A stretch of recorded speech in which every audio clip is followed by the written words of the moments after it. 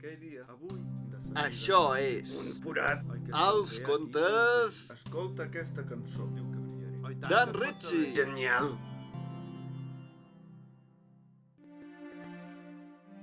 El manicomi per error.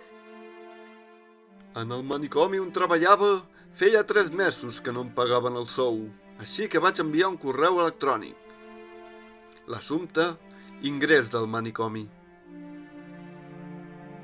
El missatge: bona tarda, encara no he rebut l'ingrés de 3 mesos. Espero que sigui aviat. Firmat, Ramon. Al cap d'una setmana vaig rebre la resposta. No pateixis, que durant aquesta setmana et farem l'ingrés. Firmat, l'encarregada de recepció.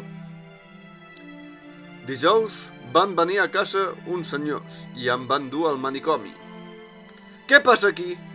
Vaig dir estranyat, mentre em portaven en una llitera. Et farem l'ingrés al manicomi i estaràs uns 3 mesos. Has de reposar la ment. La teva habitació és la 13 i no estaràs sol. Ja et presentarem el company quan arribem. Però hi ha hagut un malentès. Soc metge, no pacient.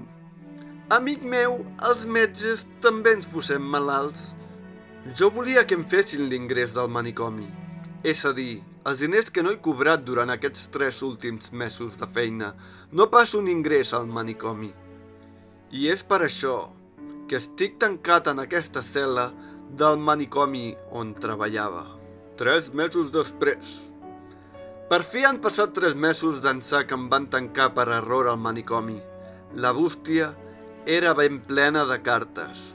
Una era del manicomi que deia que em feien fora perquè feia temps que no hi anava a treballar.